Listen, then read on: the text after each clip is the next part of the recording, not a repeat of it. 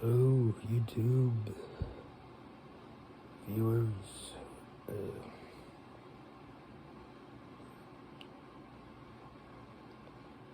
Whoever still remains on this rather worthless channel.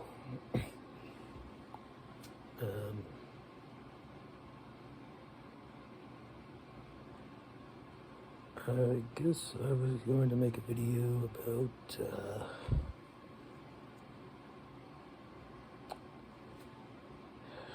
maybe world events and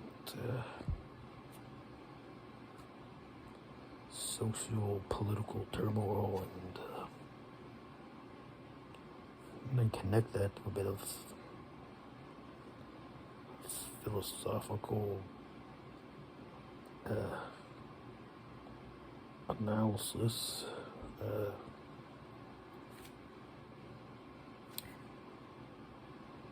pessimistic analysis,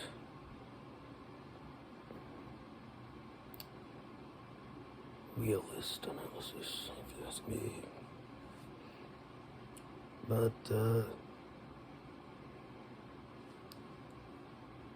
basically just thinking about this whole war situation in Ukraine and the Russian military advance, and of course bombings and destruction and chaos and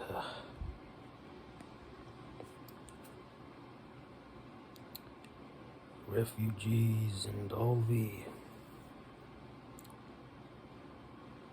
typical things that keep happening in our world.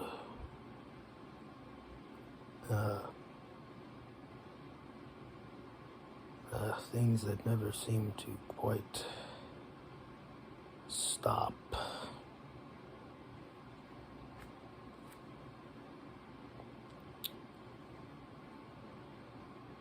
People kind of act like this is some new, surprising thing, but it's only because it's happening in a European country. So much has been going on in the Middle East and Africa, and for so long now, with so many more casualties and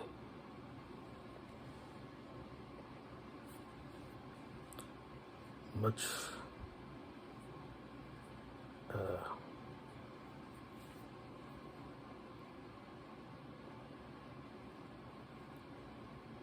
greater suffering, I would assume.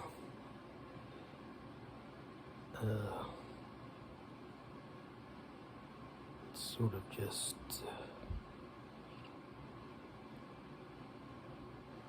ignored for a large part. Anything that happens in the third world is kind of out of sight, out of mind for the majority of people.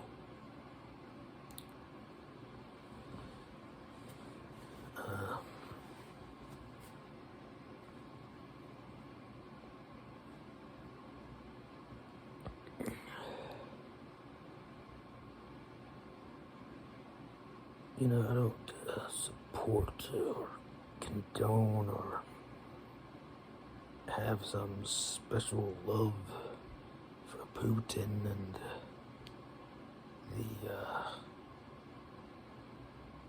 this militaristic adventure that he's decided to wage, but can't help but notice so much hypocrisy and lack of self-awareness and with the U.S. in particular condemning Russia and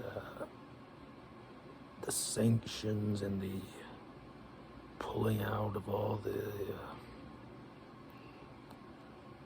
U.S. corporations and saying there's calling Putin a war criminal and wanting to try him at the International Criminal Court.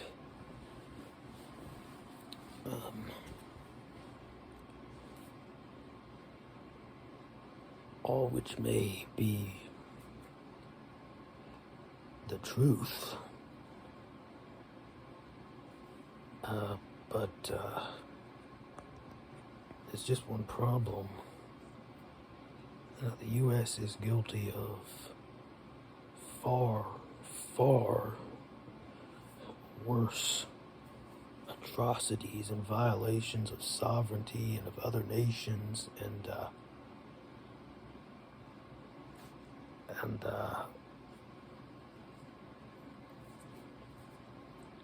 military aggression,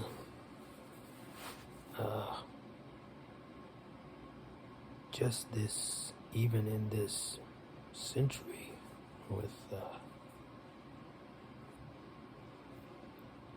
Iraq War.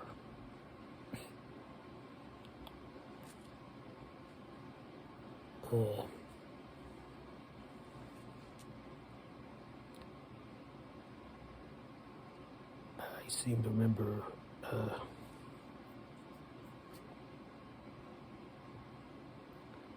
George W. Bush administration launching a bombing being slaughterfest over Baghdad in 2003 called Shock and Awe,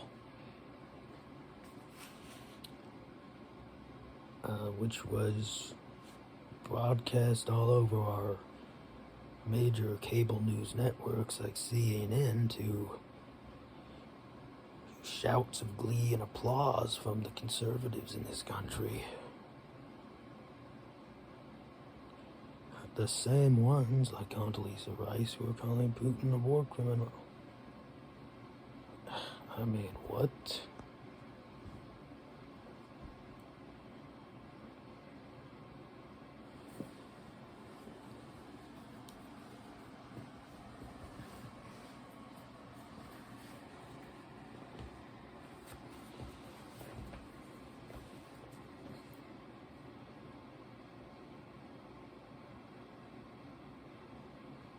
And then we have, starting in 2015, this war in Yemen where the U.S. has been completely complicit in supporting and arming and refueling the jets that are doing the bombings of school buses in Yemen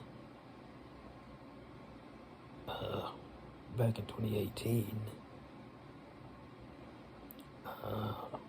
Just destroying what is already the poorest country in the Middle East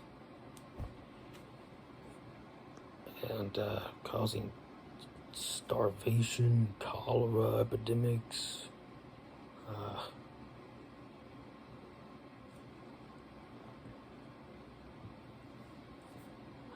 we even had a bill passed a few years ago when Trump was president to block and rescind our support for this war and of Saudi Arabia, which Trump vetoed.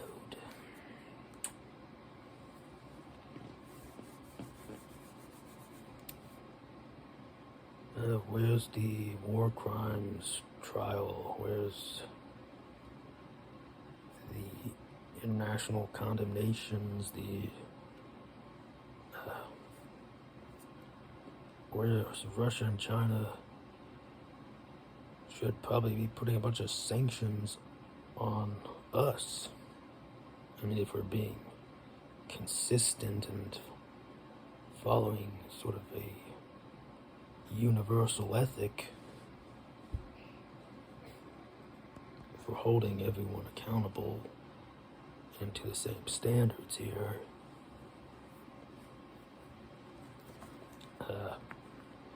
There should be an international embargo on Saudi Arabia.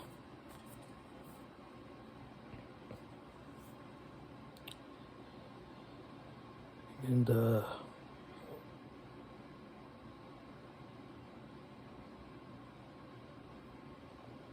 course then we could get into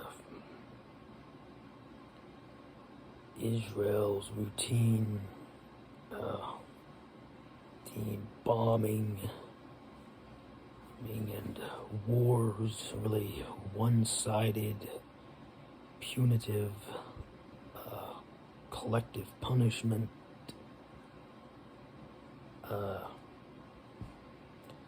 Just shelling and bombing with our support of $3 billion a year and no strings attached military aid. Plus they have nuclear weapons, which under U.S. law actually prohibits them from receiving aid, although we send them aid, so we don't follow our own laws.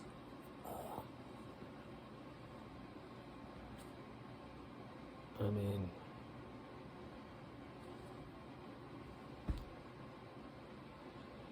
we have Israeli military violating human rights, violating territorial integrity, taking land, building illegal settlements in the West Bank.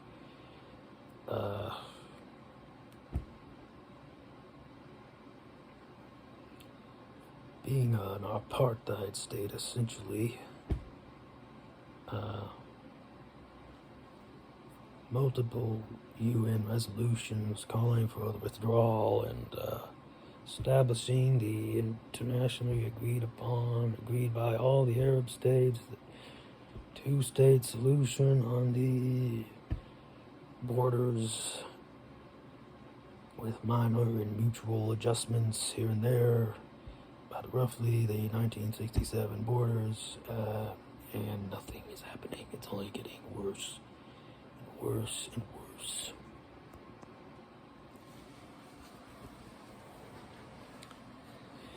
And more, the government is getting the most far-right, extremist, ethno-supremacist elements, and of the Netanyahu, Naftali Bennett variety.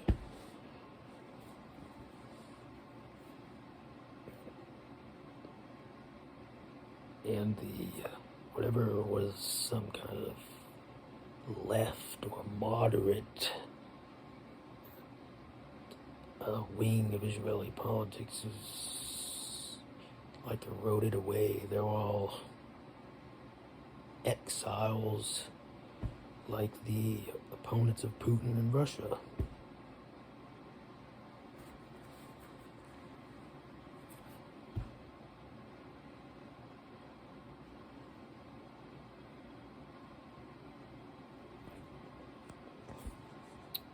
Yeah.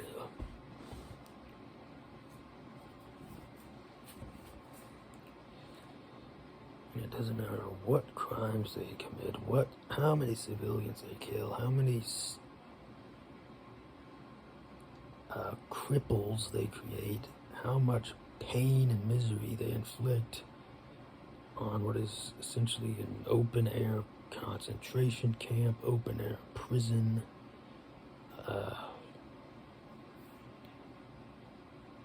which is Gaza, where no one's allowed to leave and you only get the bare minimum of caloric intake for basic survival. It's the official policy in the with this embargo,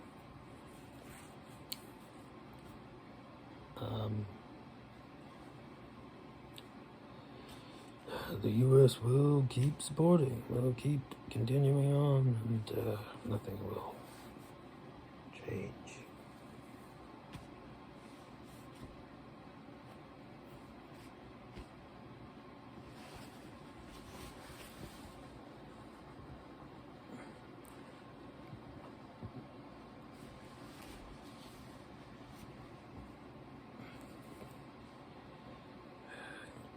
But we will sanction the crap out of Cuba. Just for their crimes of sending doctors around the world, of course. It's just so fucked up.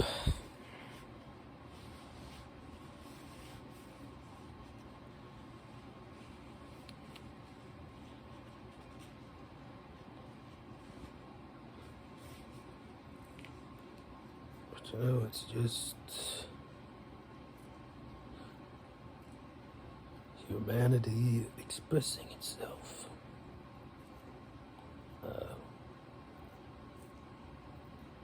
Letting go of the repression mechanisms that are controlling our behavior somewhat, and in order to exist in civilization,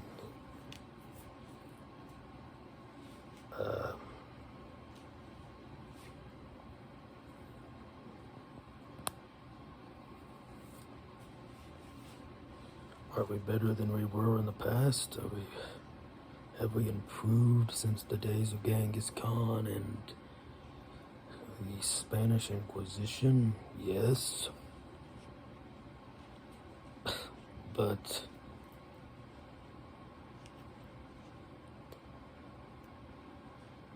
if you look at animal suffering, if you look at the meat industry, no, not at all. We have actually gotten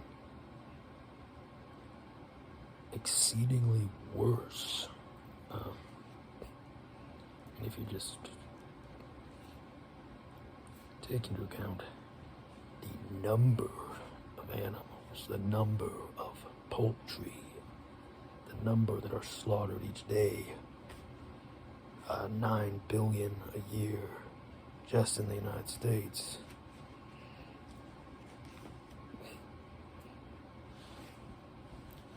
Looking how factory farming has become the norm.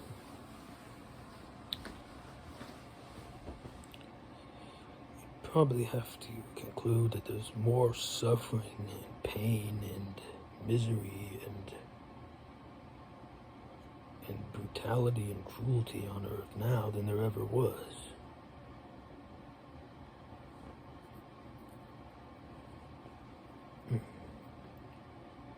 Going by the sheer quantity of the individuals, which only goes up as the human population rises.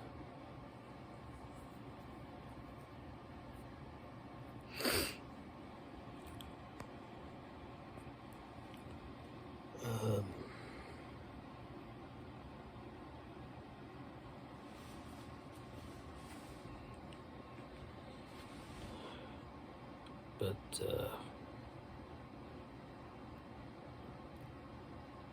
human beings just don't impress me, or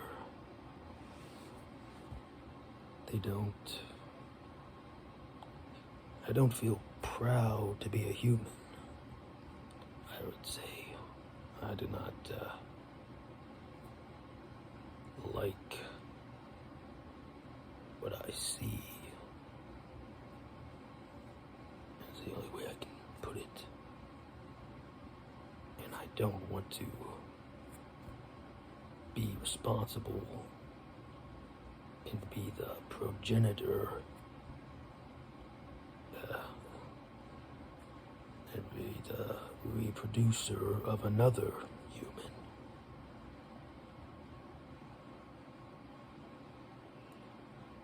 especially knowing just how shitty this world is going in terms of ecological meltdown,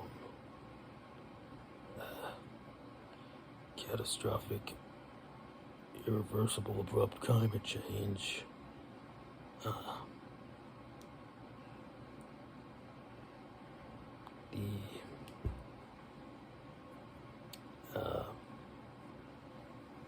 all the self-reinforcing feedback loops that, and what I call tipping points, which are being triggered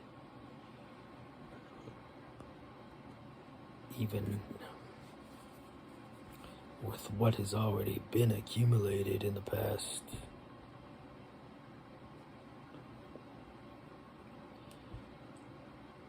decades with our cumulative emissions of carbon dioxide, methane, and nitrous oxide.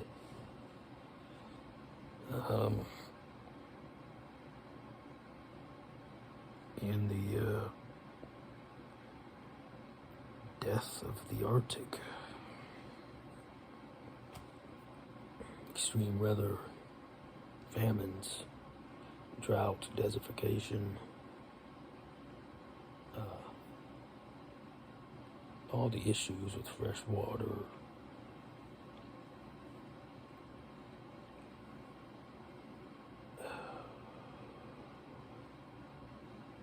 I know it's a meme, essentially, that about water wars, but it's true. If you just look at the data, if you look at the wars already happening and like what started conflicts in the Congo, in Yemen, in Syria, it had to do with fresh water access. It had to do with drought. In Syria, there was years of drought and crop failures. Farmers, rural Syrians were moving into the city, and this was causing a lot of stresses and political instability, and eventually the Arab Spring happened and ignited these protests, which in the case of Syria just spiraled into total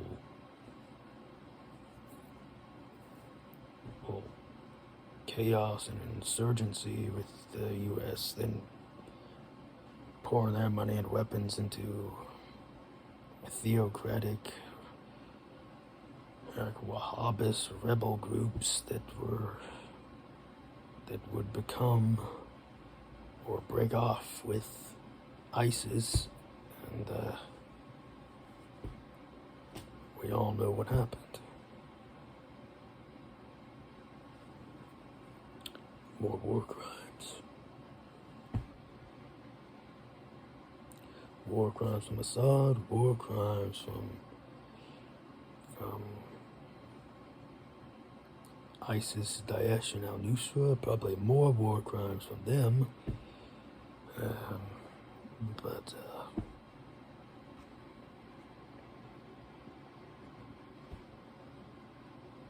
But then we have the pro-natalist Catholic Church and the Pope saying that you are selfish for being child-free, for not reproducing biological children.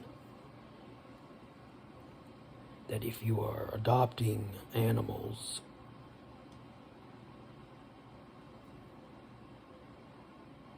you are a selfish waste of space, unless you are a breeder, essentially. What? This is what the Pope has said. of his encyclicals to the masses.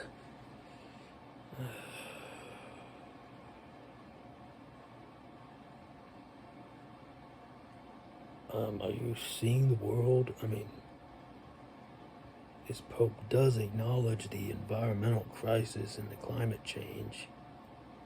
What he won't acknowledge is that the contributor to it is human population growth.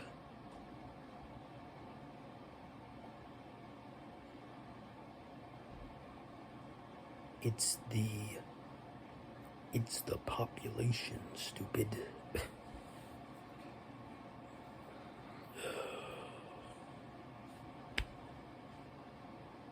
More people will demand more resources, and that includes fossil fuels, and that includes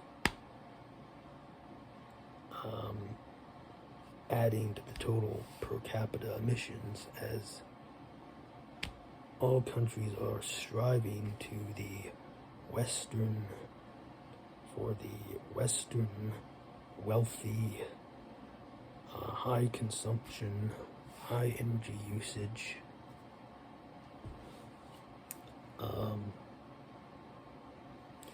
economic prosperity sort of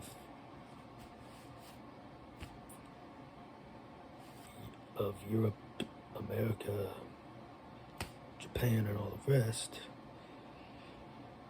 which we can't even do. There's just not enough resources. There's not enough oil in the ground. There's not enough rare earth minerals on the ground. If everyone on the planet, all 7.89 billion, were to consume at American levels, we would need something like 4 planet Earths. If they wanted to be more modest and strive for European level of consumption, it would be like 3 Earths. So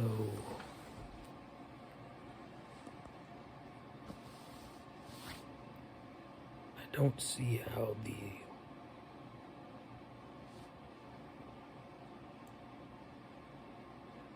we can say, oh, it's not overpopulation, it's overconsumption, while at the same time we say, but we gotta lift the world out of poverty and get them to our level, which is more consumption, more of the standard American diet, high in meat and dairy products, more cars. And electric cars are not clean and green. They have, well, all the parts you have to extract to make the car itself. You have the battery, the lithium ion batteries. You need the lithium, and you need cobalt mined in the Congo in these horrific conditions, sometimes having child labor, and causing immense environmental damage.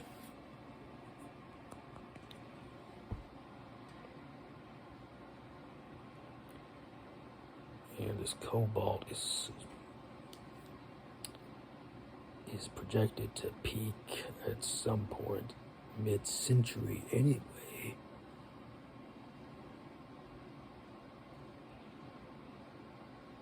And I guess I've kind of gotten off topic a bit.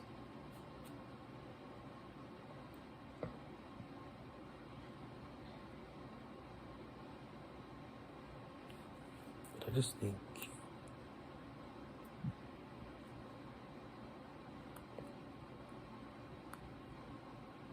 humanity is a bit of a failure.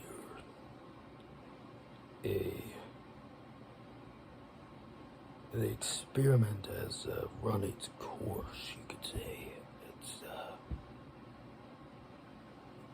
It's not doing well. the results are too slow.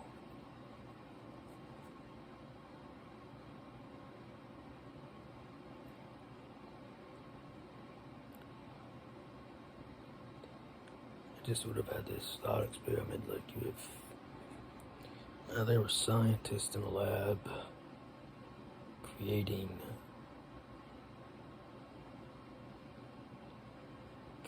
humans, creating an artificial world, an artificial biosphere, and they created, they were able to simulate evolution somehow to get it going, but to do it at a supercharged rate, so you would get to this higher intelligence and greater brain mass primate Homo sapiens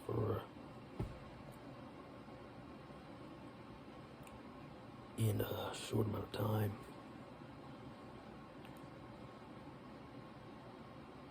And you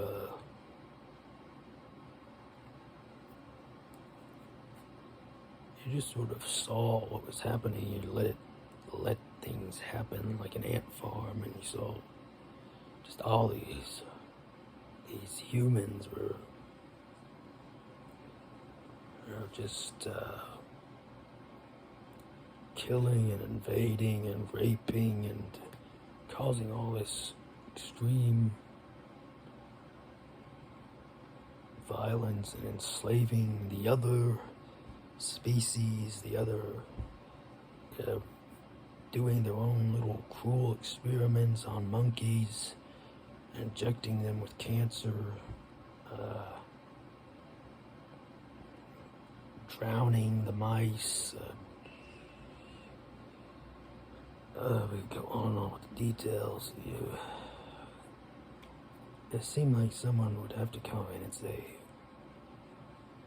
we've got to pull the plug on this. This has gone too far. This is unethical. This is cruel. This is insane. You are like Frankenstein here. You are. How can you preside over this? How can you let this keep going and going and going for millions of years?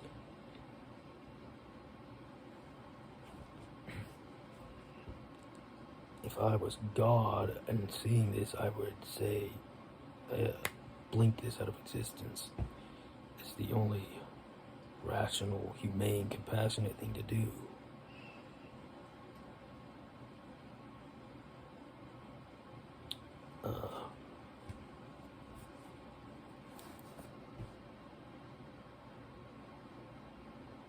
So it's just a fact.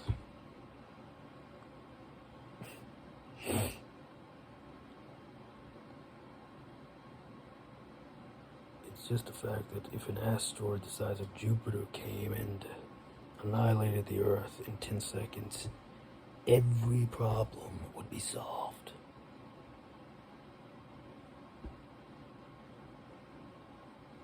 And there would be peace. And I look at Mars and the emptiness and the desolation and the lack of any sentience, the lack of any conscious feeling organisms, the lack of evolution, and I see perfection. I see peace, tranquility, and beauty in this sterility, in this absence of the DNA machine.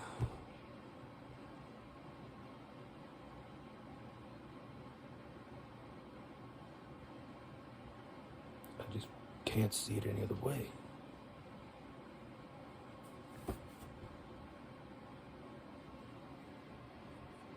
I can't see an empty earth as a bad thing.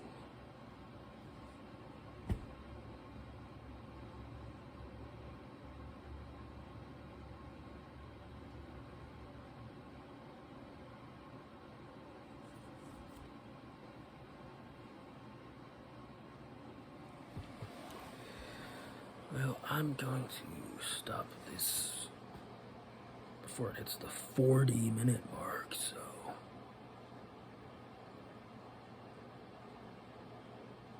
anyway, have a nice day, and